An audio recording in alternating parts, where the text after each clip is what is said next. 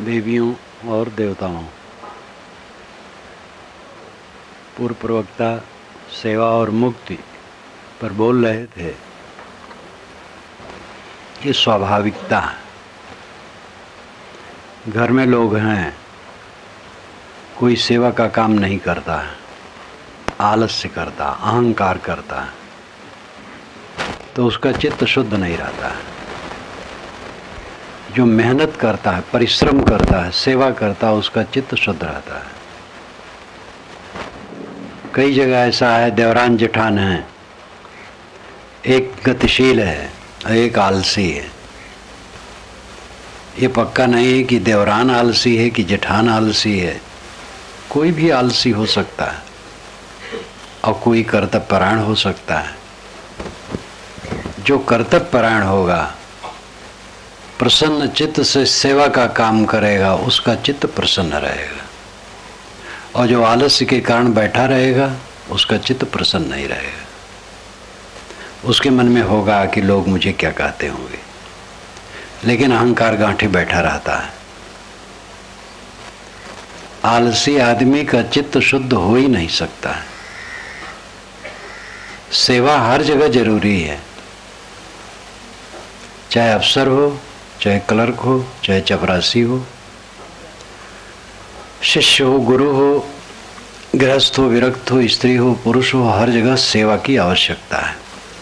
पूरे संसार से मेरी रक्षा हो रही है।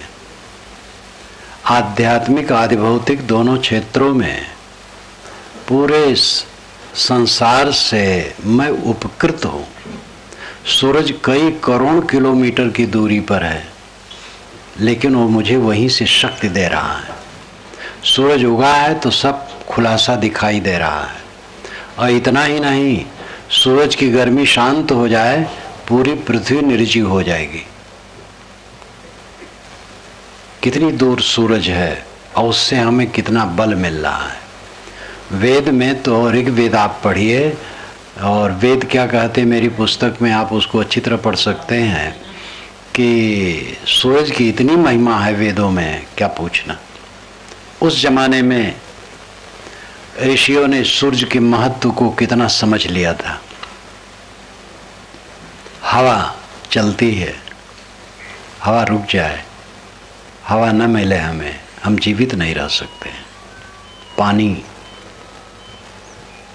पृथ्वी पर तो आधार ही है। पृथ्वी सबकी उत्पत्ति, धरती सब जीवन प्रतिपाल। ये जड़ पदार्थों से, चैतन्यों से भी कितने गुरुजनों, ऋषियों, मुनियों, संतों, पीरों के विचार साहित्य में अंकित हैं और उनसे हमें शिक्षा मिलती है। दुनिया का सबसे पुराना ग्रंथ ऋग्वेद है और उससे आज हम बैठे बैठे निर्देश ले रहे हैं। फिर और ग्रंथ हैं, पीछे पीछे बनते गए। निर्गुणी धारा के ग्रंथ बने, सदगुरु कबीर का बीजक बना, उसके बाद सैकड़ों हजारों ग्रंथ बने। महाकाव्य बहुत पहले बने, शास्त्र बने, कुरान, बाइबिल, जिंदा बेस्ता। ये सब से समाज को कितना लाभ होता है। बाइबिल में एक वर्णन है, एक राजा है जो सब कहता सब व्यर्थ है, सब व्यर्थ, उसका उपदेश ही सब व्यर्थ है। अमुक राजा थे, उनके इतना इतना था, ये था, वो था, और कुछ नहीं रह गया, सब व्यर्थ है, सब व्यर्थ उसने कहा है एकदम। बहुत प्रेरणाप्रद वचन उसने कहा है। कहाँ कहाँ कब कब के बने ग्रंथों से हम लोगों को लाभ होता है, निर्देशों से लाभ होता है। हमें याद है बचपन से किन किन के वचन सुन सुन करके मुझे जागृति हुई है। संतों के वचन, भक्तों के वचन। मैं विष्णु, शिव, राम और कृष्ण, ये चार की उपासना करता था और लंबी चोटी रखता था बांध करके। और शैव चंदन लगाता था। तो एक मिस्त्री रहे रजगीर, घर में टूटा फूटा बनाने आवे जब, तो मेरा विनोद करे, कहे कबीर साहब की बात जब आप जानोगे तब आपको पता लगेगा। तो कहे तो लेकिन बता नहीं पावे और मेरी बात तो खंडन करे। तो मैं कहूँ भाई तुम खंडन तो करते हो लेकिन अपनी बात बता नहीं पाते हो। कबीर साहब क्या कहते बताओ। ये तो जानने में आता था कि कबीर साहब बहुत बड़े संत हुए हैं और उनका उपदेश बड़ा निराला है और उनके भजन भी सुनता था, लेकिन सिद्धांत क्या है, विचार क्या है तो नहीं जानता था। तो मैं जब कहूँ बताओ तो बता नहीं पावे, लेकिन वो व्यंग करे मेरे ऊपर, मेरा चंदन देखकर, मोटी चोटी देखकर, पूजा पाठ देखकर वो व्यंग करे। उस व्यंग से मुझे प्रेरणा मिली। जब कबीर साहब की बात सुनने लगा, पढ़ने लगा, बीजक पढ़ने लगा, तब तो बहुत हमारी मान्यताएं खंडित होने लगी। अंदर अंदर मन भड़भड़ाए। तो मैं पारखी संतों से मिलूं और कहूं क्या कबीर साहब ही सबसे बड़े ज्ञानी हुए हैं और सब झूठ हैं? तो संत हंसे, कहना ना ऐसी बात नहीं है, समझो। समझते समझते 3 महीने में सब भ्रम कट गया। किन भक्तों, गृहस्थों, संतों के वचन सुन सुन करके लाभ होता गया। पूरी सृष्टि से मैं उपकृत हूं। पूरा संसार हमारा मानो गुरु है और पूरे संसार की देन है हमारे ऊपर, इसलिए हमें भी सेवा करना चाहिए। ज्ञान से, मीठी वाणी से, पैसे से, अन्न से, वस्त्र से, औषध से, जिनसे जिसके पास जो शक्ति हो। आपके पड़ोस में कोई दुखी है, बीमार है, ज़्यादा बीमार है, उसके पास आप जा कर के बैठ कर के 10 मिनट प्रेम की बात कर दें तो एक बड़ी सेवा हो गई। हर जगह पैसे ही की जरूरत नहीं होती है, प्रेम से कोई बोलने वाला हो, प्रेम से बोल दिए, एक सेवा हो गई। जिनके पास पैसे हैं पैसे से भी करें।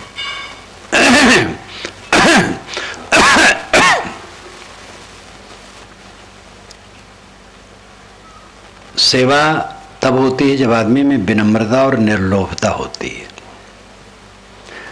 अहंकारी आदमी सेवा नहीं कर सकता है और निर्लोभी आदमी सेवा कर सकता, लोभी सेवा नहीं कर सकता। जो लोभी है, कंजूस है, भोगी है, उसको तो अपना ही कम पड़ा रहेगा चाहे जितना हो जाए। जो अपने भोग को कम करेगा, निर्लोभ होगा, उदार होगा, उस सेवा करेगा। और जो निर्मानी होगा उस सेवा करेगा। अहंकारी आदमी सेवा नहीं कर पाता है। तो निर्माण, निष्काम, निर्लोभ होने से सेवा होती है। सेवा से चित्त शुद्ध होता है। सेवा प्रथम है, मध्य है, अवंत है। अगर कोई ज्ञान वैराग से निपुण हो जाए और सेवा भाव छूट जाए तो ज्ञान वैराग उसका ठंडा हो जाएगा। कोई स्थूल काम ही करना सेवा नहीं है, अनेक प्रकार की सेवा है। ये सारा संसार, प्राणियों का पूरा समूह परमात्मा है। इस परमात्मा के सामने सिर झुका देना और जो बन सके उसके हित का काम करना, इस सेवा है। सेवा से चित्त शुद्ध होगा। शुद्ध चित्त में ज्ञान का बीज पड़ेगा तो अंकुरित होकर के पुष्पित पल्लवित होगा। खेत घोड़ा जोता न जाए, खाद पानी न डाला जाए, बीज डाल दिया जाए तो कोई मतलब नहीं है। चिड़िया चुग जाएंगी बीज को। अगर कहीं गीला है उग जाएगा तो उग करके सूख जाएगा, क्योंकि उर्वरा शक्ति उसमें नहीं है। खेत को गोड़ कर, जोत कर, खाद पानी डालकर कमाई करने से उसमें उर्वरा शक्ति, उपजाऊ शक्ति प्रकट होती है। तब बीज डालने से अंकुर जो निकलते हैं वो पौधे बनते हैं, उसमें पुष्प आते हैं, फल आते हैं। इसी प्रकार शुद्ध चित्त में जो ज्ञान जाता है वो पुष्पित पल्लवित होता है। पानी बरसता है सर्वत्र, टिकता कहाँ है? जहां गहरा है। कोई प्रवचन जब होता है तो पूरे समाज के लिए होता है। कोई तो ऐसे ही उदास मन से बैठा है तो कुछ ग्रहण नहीं होता है। कोई चेष्टा से बैठा ज्यादा ग्रहण होता है। कोई और चेष्टा से है, समझ बुद्धि से है तो उसको और ग्रहण होता है।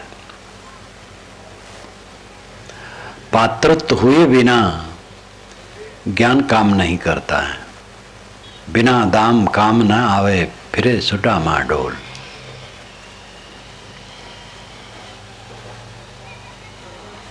बिना दाम के काम में नहीं आता। दाम क्या है? श्रद्धा, समझ। श्रद्धा और समझ हो, सेवा भाव हो, सेवा भाव से चित्त शुद्ध होगा, तब ज्ञान अंकुरित होकर के फल देगा। शुद्ध चित्त में ज्ञान स्थिर होता है। जो सुना जाता है उसमें स्थायित्व होता है। ज्ञान का स्थायित्व होना ही सच्ची साधना है। अस्थायित्व करने के लिए परिश्रम करना पड़ता है। जो रोज एकांत सेवन करेगा, अकेले में बैठ करके मनन चिंतन अध्ययन ध्यान करेगा, सोचेगा, उसके चित्त में ज्ञान की निरंतरता बढ़ेगी। हमारे मन में किसकी निरंतरता है? विषय वासना की। हरदम मनुष्य के मन में विषय रहते हैं। विषय नाम पदार्थ। दुनिया की वस्तुओं की याद, दुनिया की वस्तुओं में मोह, प्राणियों में, पदार्थों में, प्रपंच में मोह, उसी का रागात्मक प्रवाह सबके चित्त में निरंतर चलता रहता है।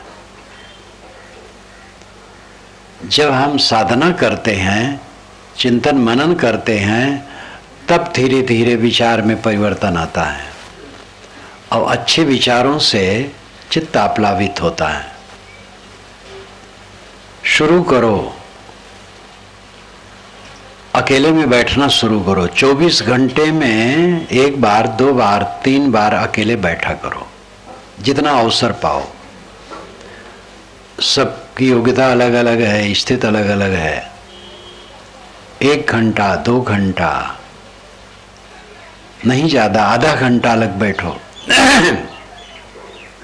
ज्ञान के ग्रंथ पढ़ो और अपने पर विचार करो कि मेरे अंदर में कितने दोष हैं, कितने गुण हैं। गुण बढ़ रहे हैं, दोष घट रहे हैं कि नहीं। संसार की नश्वरता पर ध्यान दो। सब कुछ परिवर्तनशील है। हर वस्तु हर क्षण बदलती है। इसको अपने चित्त में देखो। राग कटेगा, मोह कटेगा। अपना अस्तित्व आत्मा देह से अलग है। देह में रहते हुए देह से अलग है। मैं वही हूँ, शुद्ध बुद्ध चेतन। अपने मन को प्रपंच से हटा करके आत्मा में टिकाओ। बारंबार आत्माकार वृत्ति करो। ये सब काम करते जाने से जो मन के विकार हैं वो घट जाते हैं और आत्मचिंतन बढ़ जाता है। और ये खूब जब हो जाता है तो आत्मचिंतन की धारा हो जाती है।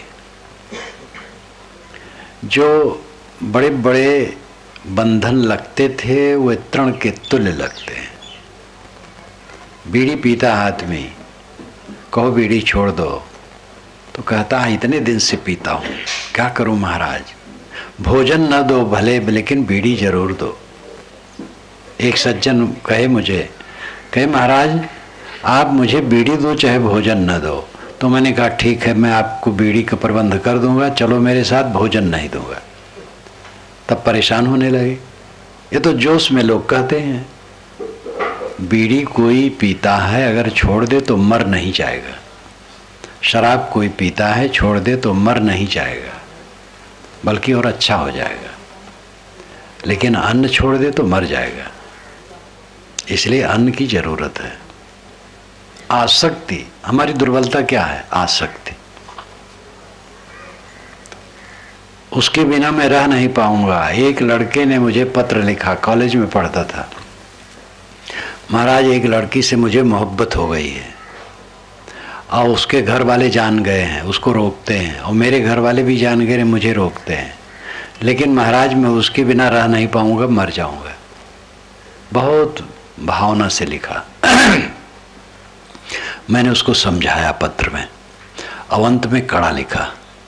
मैंने ये शब्द लिखा, बेवकूफ, तो मर जाएगा। मूर्खता की बात करता है। अभी तेरे को पता लगे कि वो तेरे को नहीं चाहती है, तो तू उसे फूटी आंखों से भी देखना नहीं चाहेगा। किसके लिए कौन मर जाता है? सब झूठ तमाशा है। कई पुरुष भावुक होकर के कहते हैं अपनी पत्नी से, तुम्हें छोड़ के मैं रह नहीं सकता हूं, न मालूम क्या क्या कहते हैं। और वही पत्नी असाध्य बीमारी में पड़ जाए खाट में, और डॉक्टर कह दे कि ये खुद उठ बैठ नहीं पाएगी जीवन भर, इसको आपको खिलाना पड़ेगा, शौच स्नान कराना पड़ेगा, सब कुछ करवाना पड़ेगी, करवट स्वयं नहीं बदल सकेगी जीवन भर। तो आप चाहेंगे, हे भगवान, इसको ले जाओ।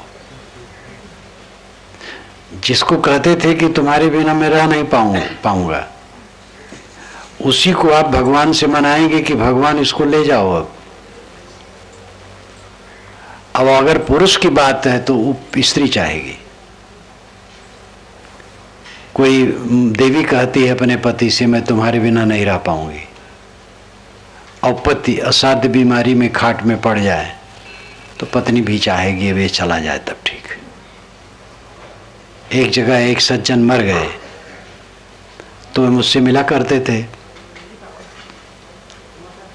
और उस बार वो मिल नहीं पा रहे थे वहाँ जब मैं था।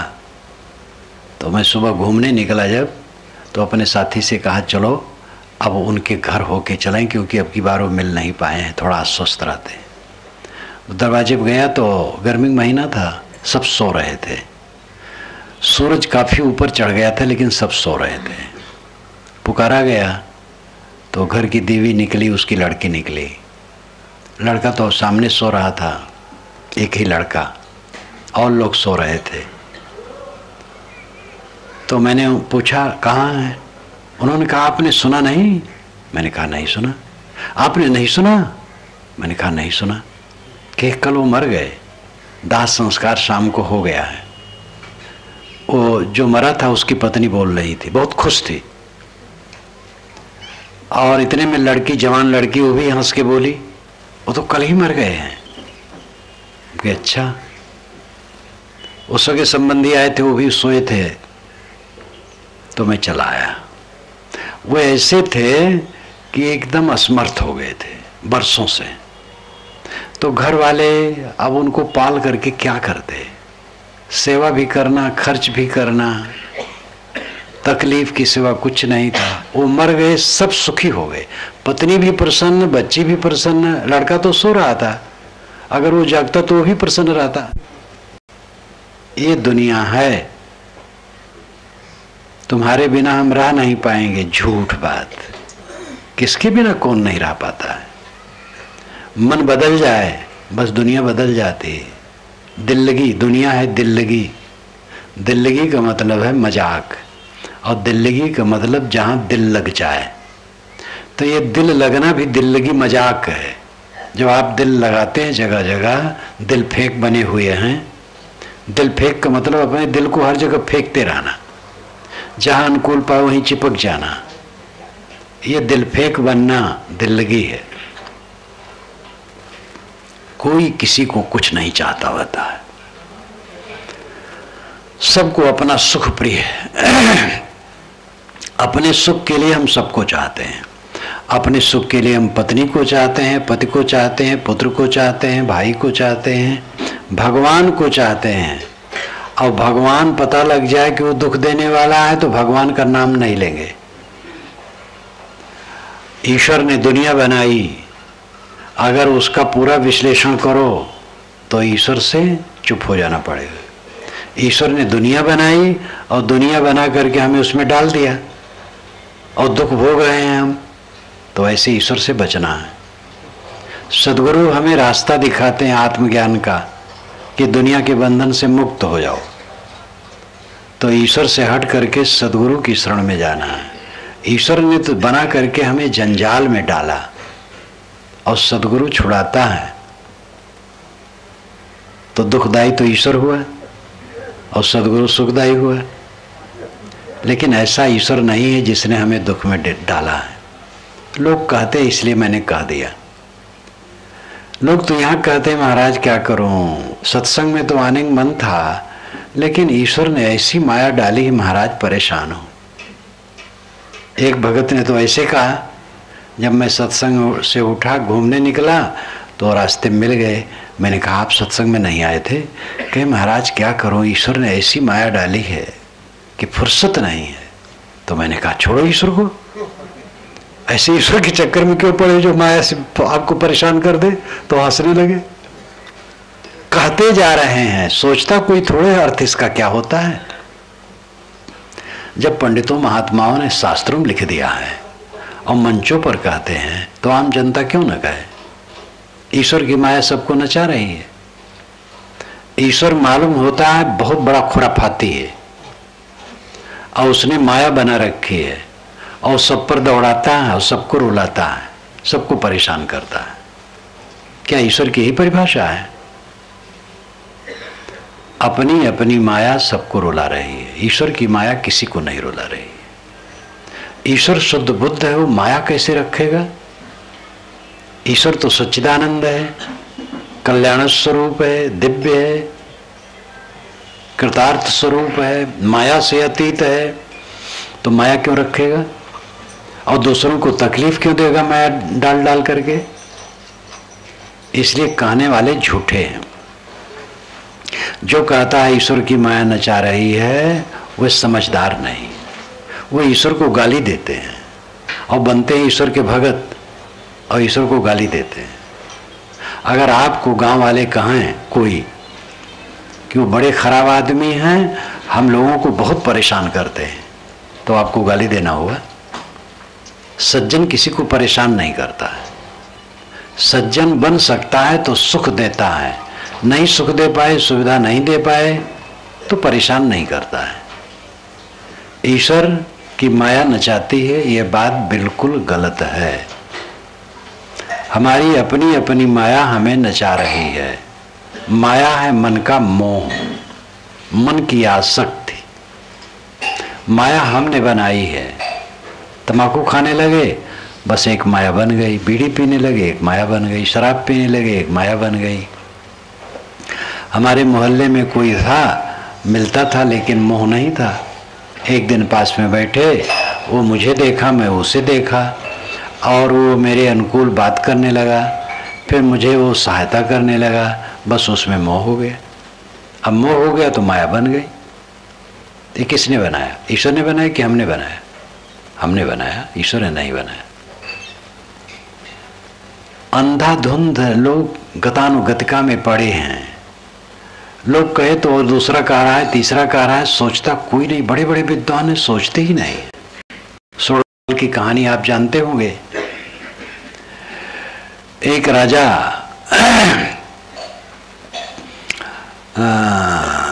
एक महात्मा आए तो पब्लिक वहां सब रो रही थी, सभा के लोग।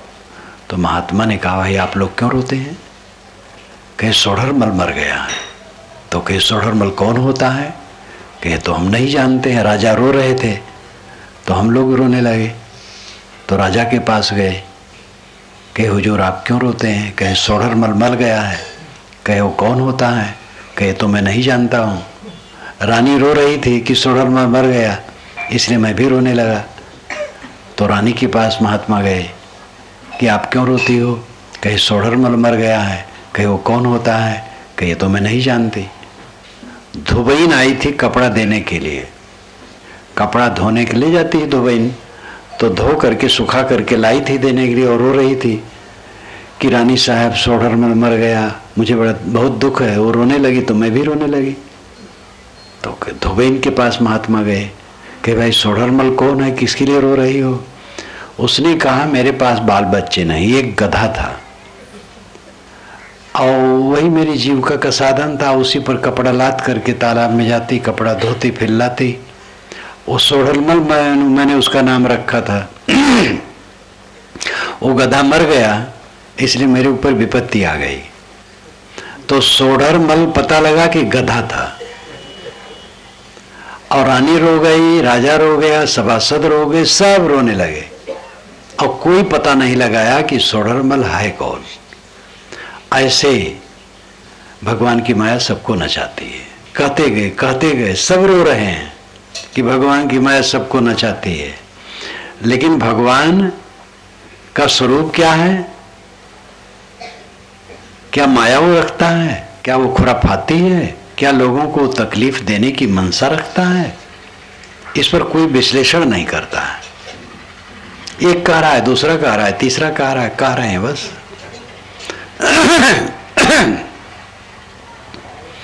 हम और आप विचार करें, विचारवान बने, केवल कहते न जाएं। हमारे जीवन में दुख और सुख जो आते हैं वो केवल हमारे कर्मों के परिणाम हैं।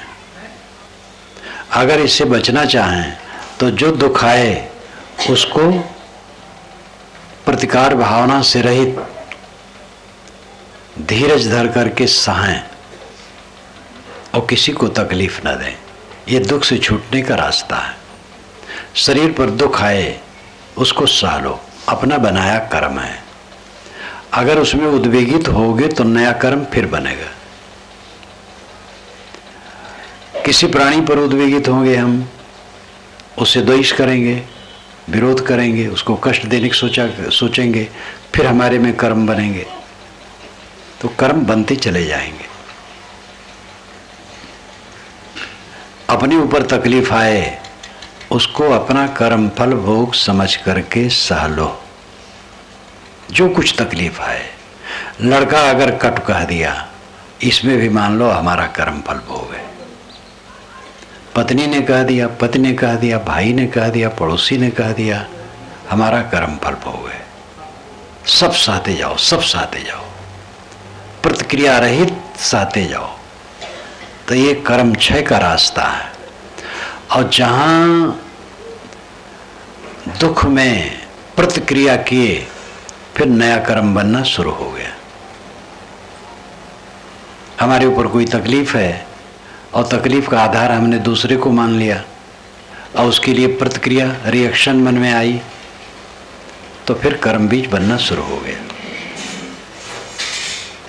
चारों तरफ से चाहे जितना घात प्रतिघात अपने ऊपर आए, निर्विकार भाव से शांत हो करके सहते जाओ। ये मोक्ष का रास्ता है। नया कर्म तभी नहीं बनेगा जब प्रतिक्रिया रहित हो जाओगे। लड़ाई झगड़ा करना है तो सब कर ही रहे हैं, करो, उसमें कौन रोकता है।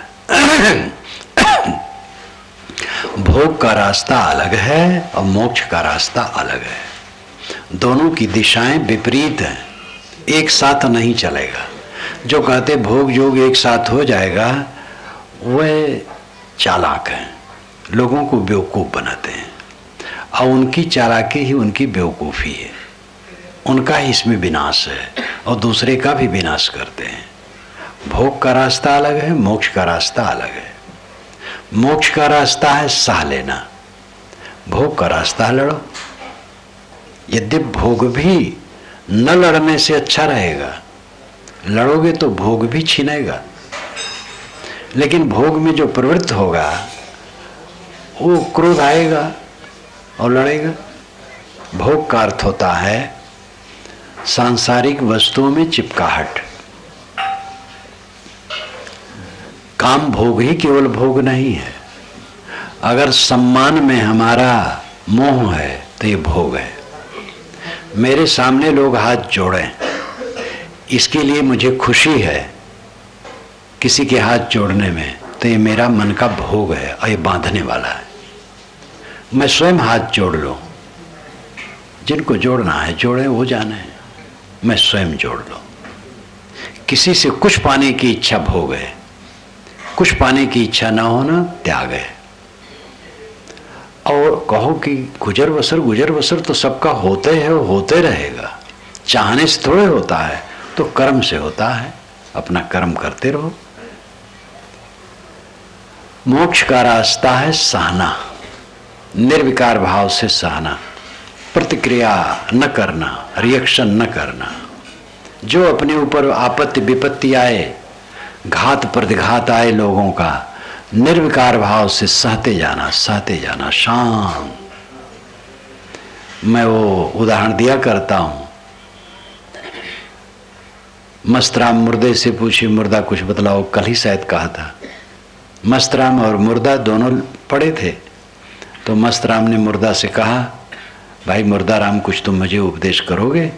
तो मुर्दा ने कहा, जरूर करूँगा, मर जाओ सुख पाओगे। मस्तराम मुर्दे से पूछे, मुर्दा कुछ बतलाओगे? मुर्दा में से मुर्दा बोला, मर जाओ सुख पाओगे, मर जाओ बस सुखी हो जाओ। मर जाना, शांत रह जाना, प्रतिक्रिया रहित, प्रतिकार भाव रहित, रिएक्शनलेस मन, कोई प्रतिक्रिया नहीं, शांत शांत शांत। ऐसा बनाओ अपने, देखो तो जरा। घर में एक दिन सुबह से शाम तक शांत रहो, उद्वेग के वचन न बोलो, शांत रहो, देखो कितना सुखी होगे। अब आपके घर वाले भी बहुत सुखी होंगे। लड़ लड़ करके, प्रदूषित करके समाज और परिवार को लोगों ने नरक बना दिया। सिर झुका लो, विनम्र हो जाओ, शीतल हो जाओ, सुखी रहोगे। इसमें आपकी हेठाई नहीं है, छोटाई नहीं है, बड़ाई है। घाली तराजू तोलिए नवे सो भारी होए, कबीर नवे सो आपको और को नवे न कोय। घाली तराजू तोलिए नवे सो भारी होए। कबीर साहब कहते हैं कि जो झुकता है वो खुद को झुकता है, दूसरे को नहीं झुकता है।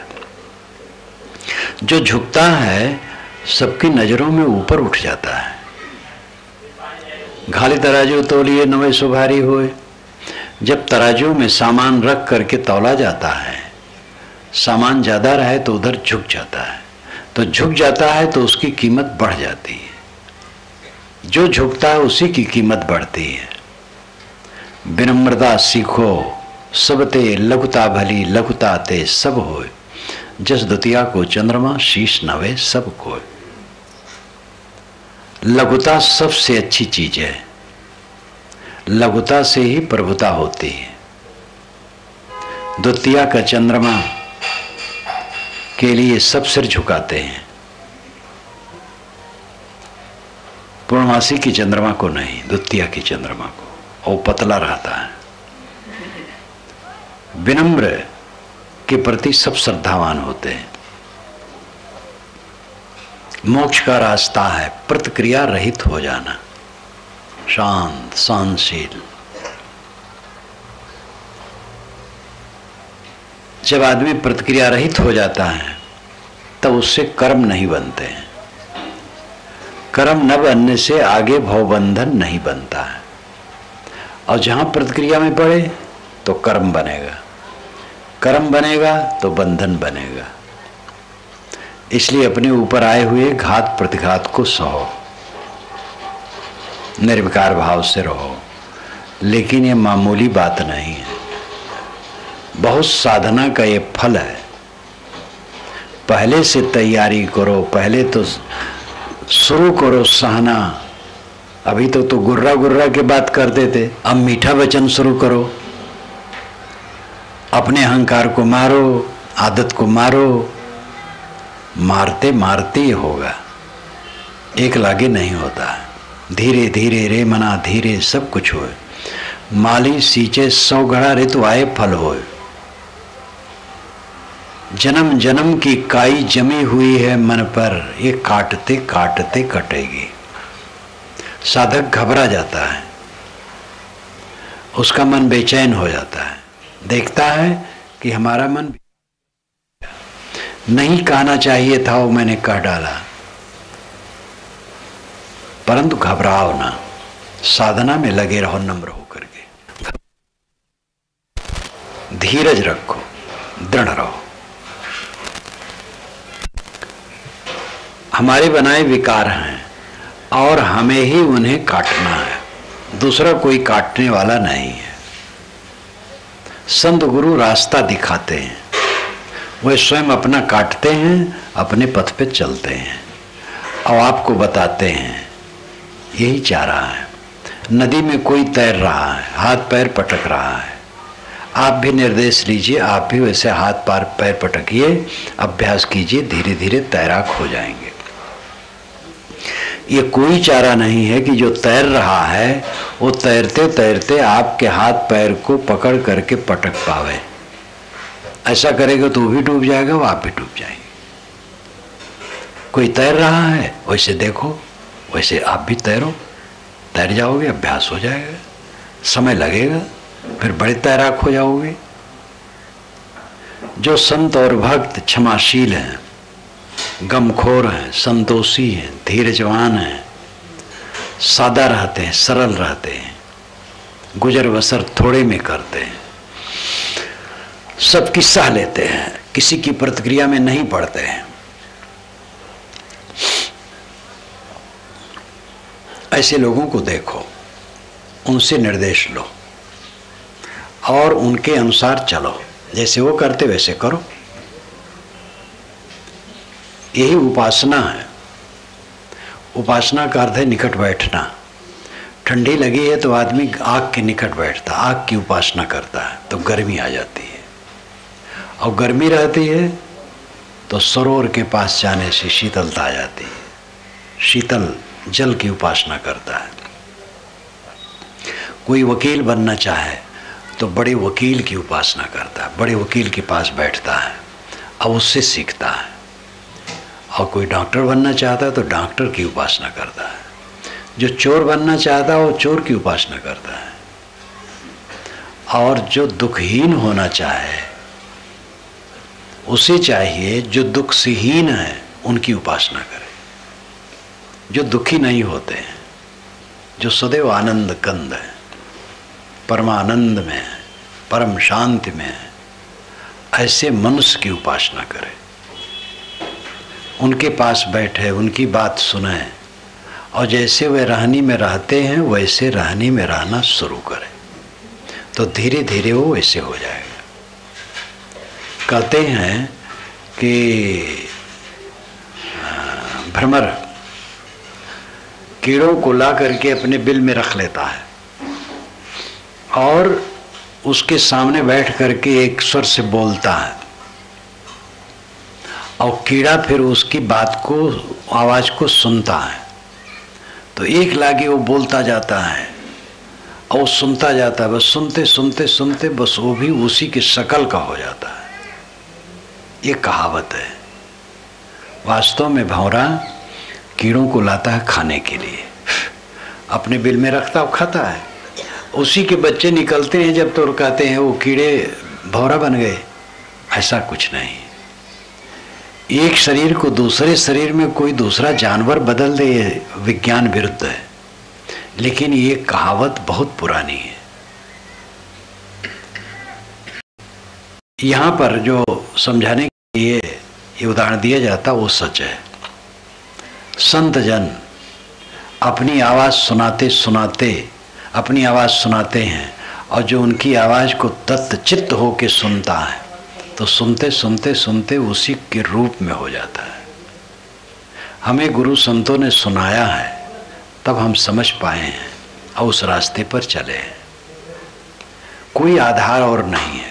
जाको सदगुरु ना मिला व्याकुल दोहदिस धाय, आँख न सूझे बावरा घर जरे घूर बुता है। साहब कहते जिसको सदगुरु नहीं मिला वो व्याकुल होकर के दसों दिशाओं में भटकता है। आग लगी है घर में और बुझाता है घूर को।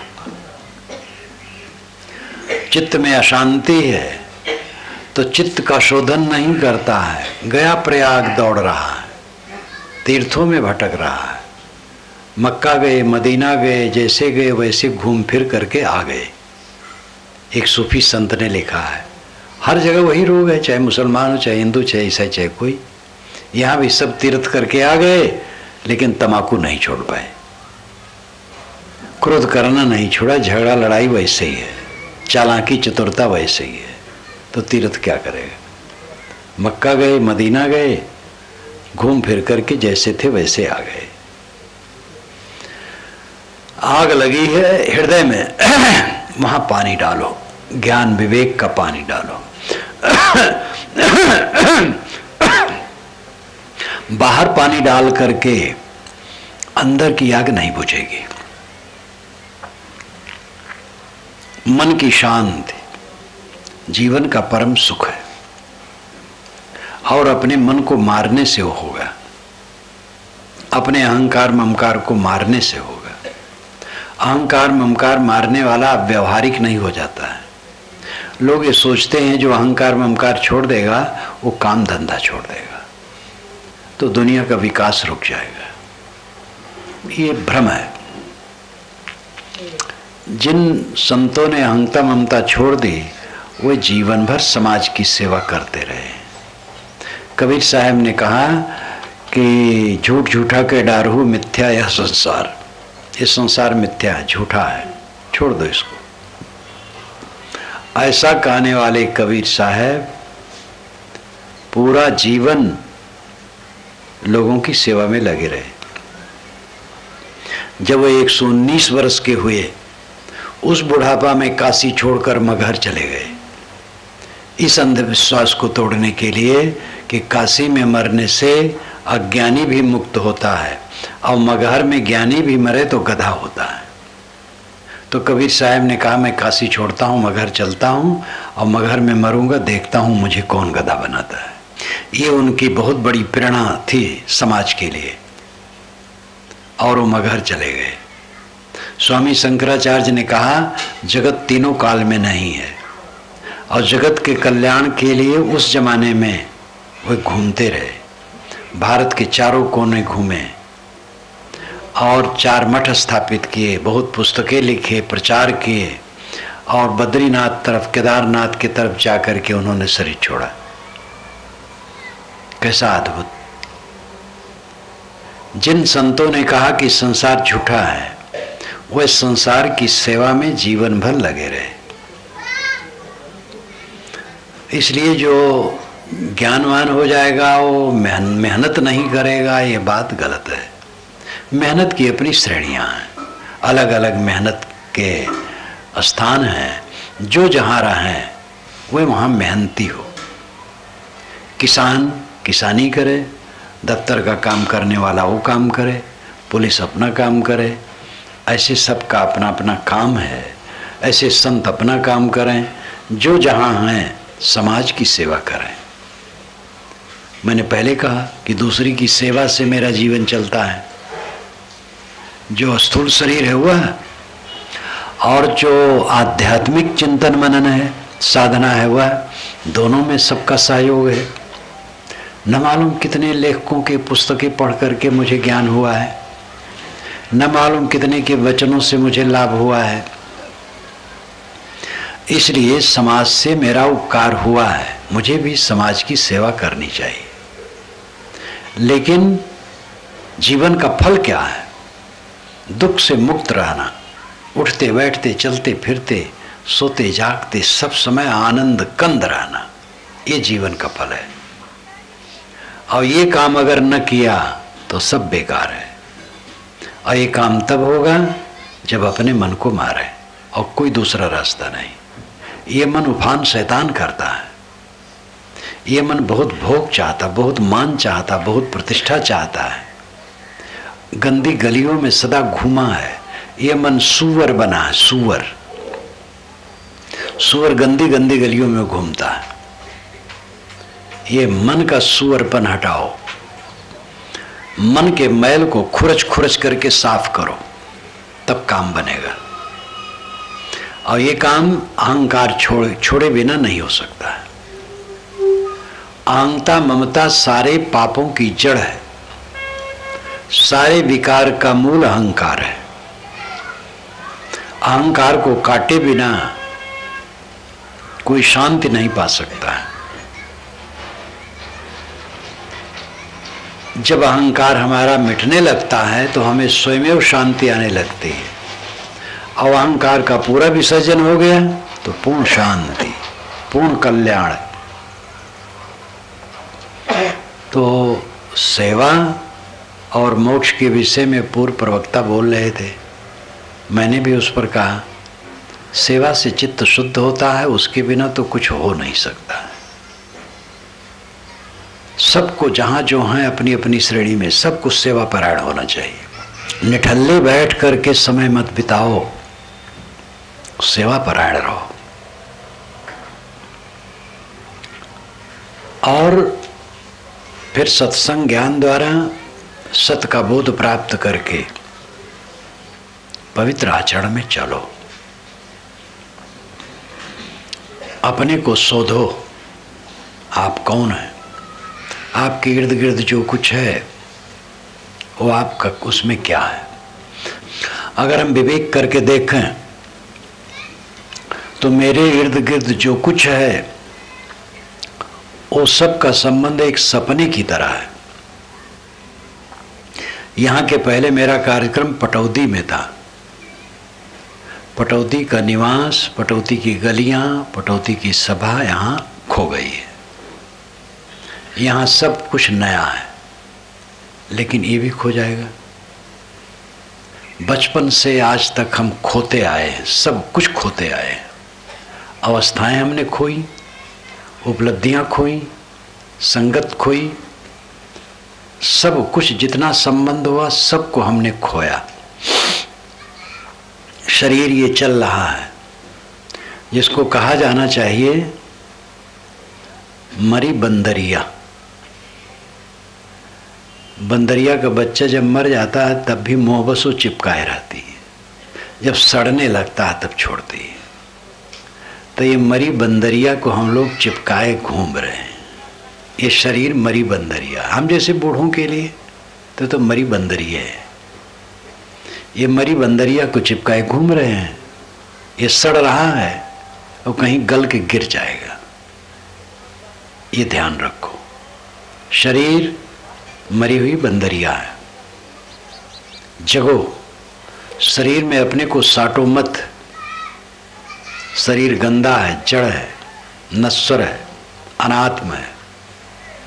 आप आत्मा है, शुद्ध चेतन है, अमर है, निर्मल है, निष्काम है, निर्द्वंद है। आप में दुख नाम की चीज नहीं है। अनात्म वस्तुओं को अपने ऊपर ओढ़ ओढ़ करके दुख बना रहे हो, जोड़ जोड़ करके चारों तरफ अपने को दुख खरीद रहे हो। सबसे अपने को असंग करो, अकेले में बैठो और ये अनुभव करो मैं अकेला हूं। जीव अकेला है, असंगो एवं पुरुषः। ये आत्मा असंग है, अकेला है, सूक्ष्मतम है, इसके साथ कुछ नहीं है। सारा संबंध क्षणिक है। सारे संबंधों की आसक्ति का त्याग करो, अपनी आत्मा की असंगता का अनुभव करो। आखिर में आज कल में शरीर छूट जाएगा, ये मरी बंदरिया छूट जाएगी और कहीं सड़वड़ करके या जल करके खत्म। हमारे पीठ पीछे खेत है और उसमें मिट्टी का ढेला पड़ा हुआ है, वो और ये मेरा शरीर और मेरे शरीर का माना हुआ चेहरा, वो मिट्टी ढेला से ज़्यादा नहीं है। जैसे वो मिट्टी ढेला दूर है, जैसे इंग्लैंड, अमेरिका, चीन, रूस में किसी खेत में पड़ा हुआ मिट्टी का लौंदा, तैसे ही अपना माना हुआ शरीर है। अब आजकल में ऐसे हो जाएगा। एक जगह मैं गया, भक्त लोग बुलाए, तो बूढ़ा भक्त था, तो उत्साह से बुलाया और सत्कार किया।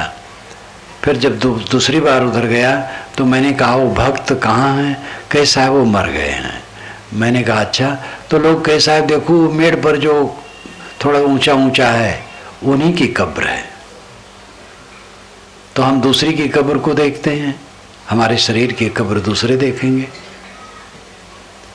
हम दूसरे के विषय में सुनते हैं उनकी मौत हो गई, तार आता है, फोन आता है, पत्र आता है, संदेश आता है, 4 दिन के बाद 4 दिन भी कहते नहीं बनता है, मेरे शरीर की मृत्यु का संदेश जाएगा दूसरी तरफ। इस वास्तविकता को देखे बिना मोह मिट नहीं सकता है।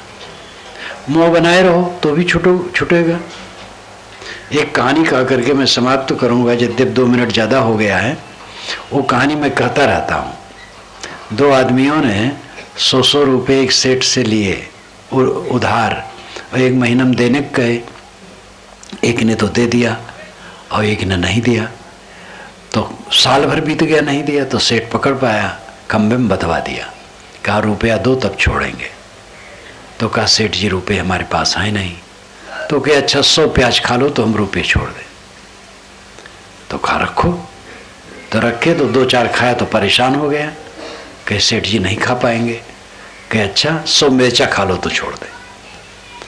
तो खा रखो, तो रखा तो 1-2 मिर्चा खाया, फिर कलेजा जलने लगा, मुंह जलने लगा, कहे ये भी नहीं खा पाएंगे। तो कहे अच्छा 100 जूता खा लो तो छोड़ देंगे। तो उसने सोचा इसको खाना तो है नहीं, सहना है। पेट के बले लेट गया, पीठ पर जूते पड़ने लगे। जब 20 जूते पड़े तो दिमाग ठंडा हो गया और कहा सेठ जी हम 100 जूते में तो मर जाएंगे, मैं रुपया मंगाए देता हूँ, आप छोड़ दीजिए। एक आदमी था, प्याज मिर्चा जूता बिना खाए बदनाम हुए बिना रुपया दे दिया। और ये आदमी बदनाम हुआ, गाली पाया, प्याज खाया, मिर्चा खाया, जूता खाया, तब रुपया दिया। समझदार कौन? पहले वाला। अभी आप सोच लो, प्याज मिर्चा जूता खा करके रुपया देना है कि पहले देना है? छोड़ना है इस संसार को, कोई बच नहीं सकता है, चाहे जितना दुलरुआ बनो। कुछ लोग बड़े दुलरुआ बनते हैं, मैं अपनी पत्नी का बड़ा दुलरुआ हूँ, मैं अपने पति की बड़ी दुलरुई हूँ। अरे दुलरुआ कुछ काम नहीं करेगा। मौत जब आएगी तो सब जहाँ का तहाँ रह जाई है, तन पिजरा नहीं है, काम पंछी उड़ जाइए। इसका ध्यान रखो और जगो, बस। बोलिए सद्गुरुदेव की जय।